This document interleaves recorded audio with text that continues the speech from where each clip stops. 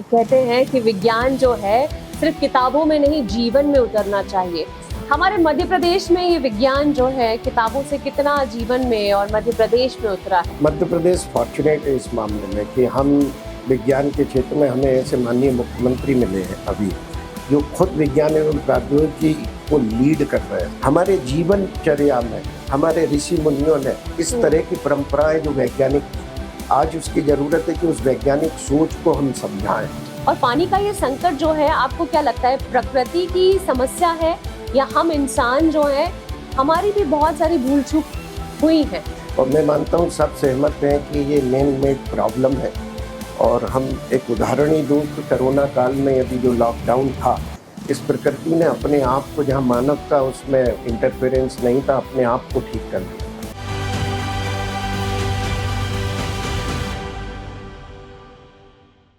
विज्ञान वो दीपक है जो अंधेरे में भी रास्ता दिखाता है, और आज हमारे साथ हैं वो शख्सियत जिन्होंने उस दीपक को पानी की एक एक बूंद के लिए जलाए रखा है। तो सर, आप उन वैज्ञानिकों में से हैं जो लैब से निकलकर समाज तक पहुंचते हैं और जल को सिर्फ H2O नहीं, जीवन की आत्मा जो है वो मानते हैं। तो आज हमारे बहुत ही खास गेस्ट, नमस्कार, वीर भारत पॉडकास्ट में आपका हार्दिक अभिनंदन है और मैं हूं आपके साथ में अनादि। यहाँ विज्ञान, संस्कृति और समाज जो है एक साथ मिलते हैं। आज हम एक ऐसे विषय पर बात करने वाले हैं जो हम सबके जीवन की सांस है, यानी कि जल। और आज हमारे साथ में है डॉक्टर अनिल कोठारी जी। तो डॉक्टर कोठारी मध्य प्रदेश शासन के वैज्ञानिक सलाहकार हैं और मध्य प्रदेश विज्ञान एवं प्रौद्योगिकी परिषद मैपकास्ट के महानिदेशक यानी कि डायरेक्टर है। उन्होंने बरकतुल्लाह विश्वविद्यालय भोपाल से मैकेनिकल इंजीनियरिंग में PhD की उपलब्धि प्राप्त की और उपाधि प्राप्त की। राजीव गांधी प्रौद्योगिकी विश्वविद्यालय डीन और निदेशक के रूप में, डायरेक्टर के रूप में उन्होंने काम किया। विज्ञान और नवाचार की एक नई धारा जो है वो बहाई। उनका मानना है विज्ञान केवल किताबों में नहीं होता है, एक्सपीरियंस, अनुभव से जीवन में उतरना चाहिए और उतरता है। वे सदा नीरा समागम जैसे राष्ट्रीय आयोजन से जुड़े हैं, जहां जल संरक्षण, भारतीय ज्ञान परंपरा और सतत विकास पर देश भर के विशेषज्ञ जो हैं वो एकत्र होते हैं। तो आज का पॉडकास्ट क्यों सुनना जरूरी है, तो सबसे पहले आप जानेंगे कि पानी का संकट सिर्फ भूगोल की नहीं, हमारी सोच की समस्या है और विज्ञान उसका समाधान कैसे देता है, ये हम सर से जानेंगे। और दूसरी बात है, सदा नीरा समागम जैसे आयोजन जो है विज्ञान और संस्कृति को एक धागे में कैसे पिरोते हैं, ये भी हम समझेंगे। हर नागरिक के लिए पानी क्यों जरूरी है और किस तरह से हम बचाने में काम कर सकते हैं पानी को। तो वीर भारत पॉडकास्ट में डॉक्टर अनिल कोठारी जी का बहुत बहुत स्वागत है। तो सबसे पहले सर, आप कैसे हैं? नमस्कार, मैं बहुत बढ़िया हूँ। और सर, मैं जानना चाहूंगी आपकी शुरुआत से, मतलब मैकेनिकल इंजीनियर जो हैं आप बने, साइंटिस्ट बने, लेकिन शुरुआत कैसे हुई और ऐसा कौन सा पल था जब आपको लगा कि मुझे और भी कुछ करना है, देश के लिए भी कुछ करना है? एक मैकेनिकल इंजीनियरिंग के नाते होते हुए मैं सम्राट अशोक टेक्नोलॉजिकल इंस्टीट्यूट विदिशा, उसके पहले कुछ इंडस्ट्री में काम करते हुए राजीव गांधी प्रौद्योगिकी विश्वविद्यालय में सब एक लंबा अरसा 19 साल मेरे काम करने के बाद छात्रों के बीच में काम करते हुए उनके प्लेसमेंट के लिए, रिसर्च के लिए मैं उद्यमिता विकास प्रकोष्ठ में प्रोजेक्ट डायरेक्टर था। तो समाज के हर क्षेत्र में जो काम होते, startup, innovation, incubation, industry relation, academia के साथ में, और विशेषकर जो सोशो इकोनॉमिक इम्पैक्ट है हमारी एजुकेशन का, तो इन सब के बीच में मैं काम करते हुए मुझे एक व्यापक अनुभव हुआ समाज से जुड़ने का भी और एक सिस्टम से जुड़ने का, यूनिवर्सिटी सिस्टम के अलावा, छात्रों के अलावा। ये अनुभव ने मुझे बहुत एक दृष्टि दी कि विज्ञान, प्रौद्योगिकी और नवाचार के माध्यम से समाज के लिए, यूथ के लिए क्या क्या आवश्यक है। रहा सवाल एक टर्निंग पॉइंट का, तो मैं जब देखता हूँ तो पाता हूँ कि एक विज्ञान भारती नाम के संगठन से जब मैं 2007 में जुड़ा, और उसके पहले से भी सक्रिय था। संगठन स्वदेशी विज्ञान आंदोलन का काम करता है और भारत का जो परंपरागत ज्ञान है, विशेषकर विज्ञान का जो ज्ञान है, उसको स्थापित करना और उसको और नए विज्ञान को जोड़ते हुए भारत की और समाज की आवश्यकताओं के हिसाब से विज्ञान प्रौद्योगिकी नवाचार के क्षेत्र में काम करना।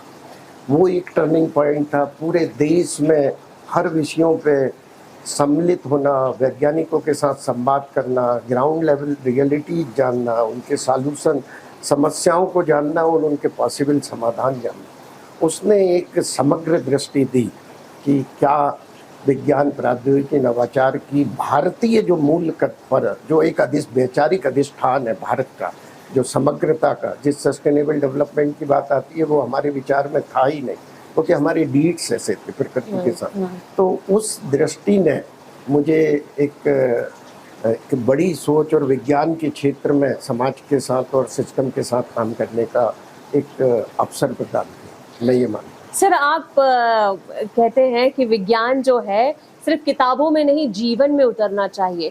हमारे मध्य प्रदेश में ये विज्ञान जो है किताबों से कितना जीवन में और मध्य प्रदेश में उतरा है?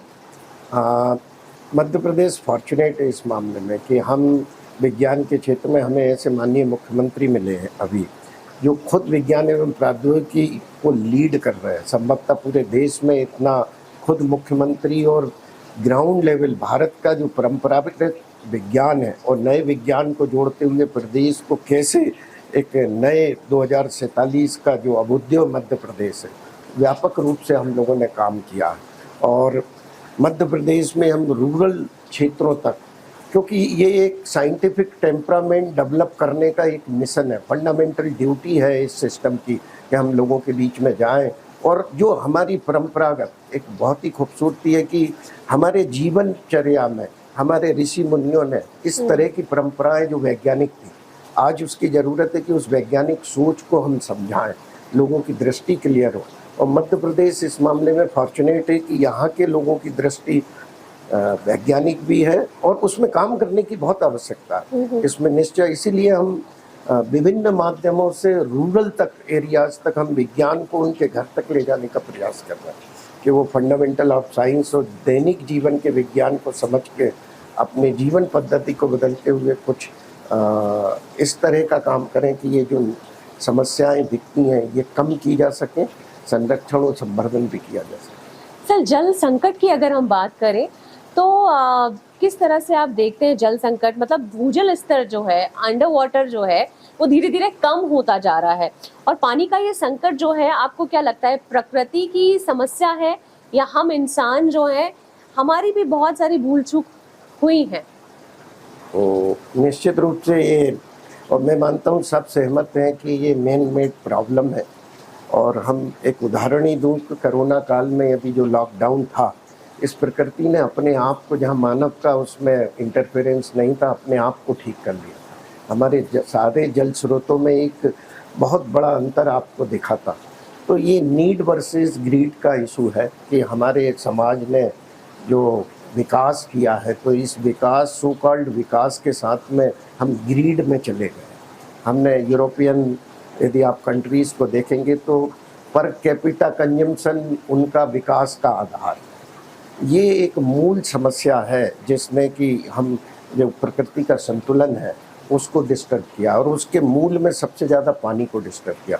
आज हमने माननीय मुख्यमंत्री जी के निर्देश पे, मध्य प्रदेश पहला स्टेट है, हमने जबलपुर, ग्वालियर, इंदौर, भोपाल और इंदौर 5 जिलों के भूगर्भ का आज की डेट का लेटेस्ट स्टेटस क्या है, ये हमने भारतीय अंतरिक्ष अनुसंधान संस्थान इसरो के साथ और वीर भारत न्यास के साथ मिलकर अभी हमने तैयार किया है। कल माननीय मुख्यमंत्री जी लोकार्पण। पूरे देश में अपने तरह का काम है कि ये अलार्मिंग भी है कि हम आज कहाँ हैं भूगर्भ जल की स्थिति में, और साथ में जो योजनाएं बन रही हैं और उनका क्रियान्वयन कैसे हो, उसके लिए आवश्यक है कि हम जानें।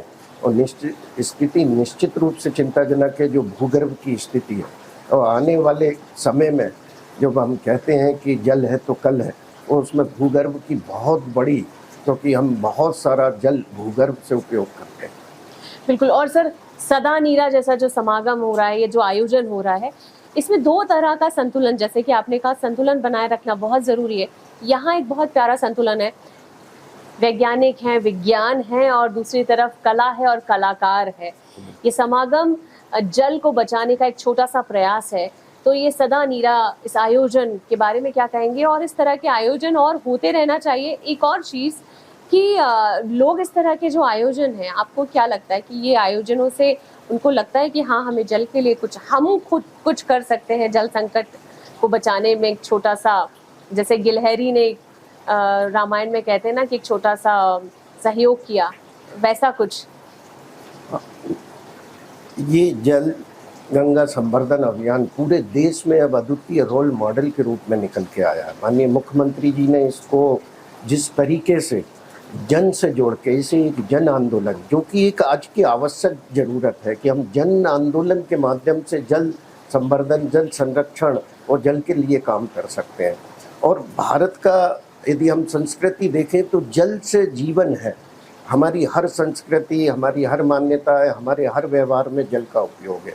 आज वो ज़रूरत है कि उसकी महत्ता को फिर से हम लोगों को जागरूक करें। और भारत का जो परंपरागत विज्ञान है, आज बात है कि परंपरा में जल संरक्षण क्या था। यदि आप देखें तो भारत इस मामले में अद्वितीय था। गांव-गांव, शहर-शहर हमारी जल प्रबंधन की पद्धतियां थी।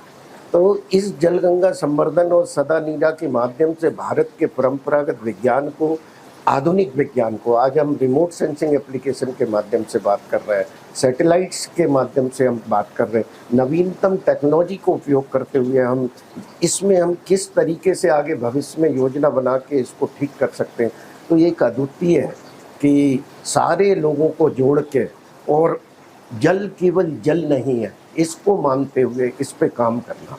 और आप देख रहे हैं कि इसमें जल मित्र के नाते विभिन्न संगठन पूरे प्रदेश के जल के क्षेत्र में काम करने वाले, वो सामान्य जन हो, वो साइंटिफिक ऑर्गेनाइजेशन हो, या परंपरागत रूप से काम करने वाले संगठन हो, ये सबका आपको समुच्चय इसमें मिले और इसका एक व्यापक प्रभाव है। मैं तो खुद यूथ से कहूँगा और सभी से कहूँगा कि हर की सहभागिता इसमें ज़रूरी है। वो खुद समझें अपने लिए, अपने कल के लिए, कि ये कितना ज़रूरी है कि इसमें पार्टिसिपेट, और इसको करने का एक आनंद भी है। हमारी मान्यताओं में जल से जुड़ना मतलब जीवन से जुड़ने की बात करते हैं, तो ये साक्षात जीवन से जुड़ने जैसा है। और जो ये सदा नीरा कार्यक्रम है और जो जल गंगा संवर्धन अभियान है, आप देखिए कि भविष्य में पूरे देश में इसको मॉडल के रूप में अंगीकृत करके इसे कार्यान्वित किया जाए। सर, अगर देखा जाए तो पहले बहुत ज़्यादा कुएं होते थे, तालाब, बावड़ियाँ ये बनाई जाती थी। अभी के टाइम पर ज़मीनी हकीकत कितनी आपको लगती है कि इसमें इस तरह की चीज़ें जो हैं बनाई जा रही हैं, और क्योंकि ये बहुत ज़्यादा ज़रूरी है अगर हमें जल को सुरक्षित रखना है, तो जल, बावड़ियाँ, कुएं, तालाब और नदियाँ जो सूख रही हैं उसका सूखना, ये सारी चीज़ों को बचाना बहुत ज़रूरी है। तो आप एक वैज्ञानिक की दृष्टि से किस तरह से देख रहे हैं? ये बहुत ही ज़रूरी है कि हम जल संरचनाओं को हम पुनर्जीवित करें और नई संरचनाओं को पैदा करें। केवल एक आधुनिक सिस्टम की हम जल को यहाँ से पाइप के थ्रू लाके और इसकी पूर्ति करेंगे नहीं। हमारे यदि हम परंपरा में देखें तो हर जगह हमारे जल की संरचनाएं थी, उनके प्रबंधन की तकनीक थी। और जैसा आपने कहा कि इसका पुराने ज़माने में अनुपम मिश्र कहते हैं अपनी किताब में कि हर हाथ को पता था कि जल संरचनाएं कैसे बनना, तो उसका डॉक्यूमेंटेशन नहीं था, क्योंकि जो सबको पता है उसको लिखने की ज़रूरत नहीं होती है। और मध्य प्रदेश में हमने कुओं, बावड़ियों का और जितनी जल संरचनाएं हैं उसकी मैपिंग की है। पिछले साल हमने पूरे प्रदेश के 7 बेसिन की सारी नदियों का वैज्ञानिक सर्वेक्षण किया है। अभी हमने इस बार भूगर्भ का जल क्या कहते हैं मैपिंग की है। तो ये बहुत आवश्यक है कि जो हमारे जल के स्रोत है, वो हमारी सहायक नदियां हो, वो कुएं हो, वो बावड़ियाँ हैं, जितनी भी जल संरचना है, न केवल हम उनका संरक्षण करें, उसको संवर्धन करने की भी आवश्यकता है। और मध्य प्रदेश में इस मामले में अग्रणी प्रदेश के रूप में आ गया है, जिसमें कि हर बावड़ी को लेके, हर जल संरचना को लेके जन सहयोग से नवीनतम तकनीक का उपयोग करते हुए मध्य प्रदेश के विभिन्न वैज्ञानिक समन्वित रूप से कार्य कर रहे हैं, और इसका आपको एक प्रभावी परिणाम भी देखने को मिले। बिल्कुल। एक चीज़ जो शायद हम सब कहीं ना कहीं नोटिस कर रहे हैं, हमारे मध्य प्रदेश की जीवन रेखा कही जाने वाली माँ नर्मदा, ये कहीं ना कहीं धीरे धीरे इसका जल जो है वो कम होता जा रहा है। तो इसे बचाने का क्या कदम आप लोग उठा रहे हैं, इसके बारे में थोड़ा सा बताइए। नर्मदा नदी तो अपने आप में एक ईश्वर की देन है हमारे मध्य प्रदेश के लिए, और एक जीवन रेखा के रूप में मानते हैं। अभी बहुत बड़े स्तर पर मध्य प्रदेश शासन ने अमरकंटक से शुरू किया है कि हम कैसे उसकी जल धारा को सुरक्षित कर सकते हैं। तो हम नए डेवलपमेंट को किस हिसाब से करें कि इस जल धारा को सुरक्षित करें, और गंगा नर्मदा के चारों तरफ हम किस तरीके का विकास करें, और नर्मदा को लेके हम किस तरह का काम करें वैज्ञानिकों के साथ में मिलते हुए। अभी हमने एक भूगर्भीय महत्व की जो चीज़ें भारतीय भूगर्भ सर्वेक्षण के साथ में जो संस्थान है उनके साथ में के भूगर्भीय जो महत्व की हमारे को डायनासोर के अंडे हैं, विभिन्न तरह की चीज़ें मिली हुई है। तो नदी को बचाना तो हम परंपरागत रूप से भी और वैज्ञानिक रूप से, और इस समय नर्मदा को लेके पूरे मध्य प्रदेश शासन में एकीकृत रूप से सारे विभागों को साथ लाके योजनाबद्ध तरीके से इसमें काम किया जा रहा है। और आप देखेंगे कि और इसमें काम करने की बहुत आवश्यकता भी है। अलार्मिंग भी है कि जो नर्मदा हर किसी के लिए एक पूजनीय है और जिसके जल पे हम अवलंबित हैं, उसको हम संरक्षित भी करें, संवर्धित भी करें, और उसका जो स्वरूप था वो हमेशा बना रहे। और मध्य प्रदेश इस मामले में एक व्यापक काम कर रहा है नर्मदा के काम के लिए, वैज्ञानिक तरीके से और लोगों को जोड़ते हुए। सर, आने वाली जो जनरेशन है, अगर हम फ्यूचर की बात करें, जैसे आप लोग बहुत अच्छा काम कर रहे हैं, फ्यूचर के लिए ही पानी बचाने का आज की जो पीढ़ी लगी है कि फ्यूचर में पानी कम ना हो जाए, पानी की वजह से युद्ध हो जाएंगे, तो ये सारी चीज़ें, जल का जो संकट है वो धीरे धीरे गहराता जा रहा है। इसको हम देख सकते हैं जब गर्मियाँ आती हैं, वो बहुत आसानी से दिख जाता है। बड़े बड़े टैंकर अलग अलग कॉलोनियों में जाते हैं, गलियों मोहल्ले में पैसे से हम पानी खरीद रहे हैं, जो कि बिल्कुल ऐसा बहुत पहले तो ऐसा कभी नहीं सोचा होगा किसी ने। अगर हम बात करें हमारे दादा नानी इन लोगों ने कि पैसे में पानी मिलेगा, तो आप जो पीढ़ी है जो आ रही है, जेनजी की भी नहीं, अल्फा और उनके बच्चे जो हैं, उन तक क्या मैसेज पहुंचाना चाहेंगे? कैसे सहयोग कर सकता है हर एक बच्चा, हर एक युवा पानी बचाने में? मुख्य सहयोग तो मैं एक इसकी अवेयरनेस अबाउट द वाटर कि हमारे जीवन में जल का कितना महत्व है और हाउ इम्पोर्टेंट इट इज़ कि हम इसको कैसे बचाएं। हमारा जो एक परंपरागत जल को लेके जो सोच है उसको लेके हमें सामने, और यूथ को ये लिटरेसी होना चाहिए।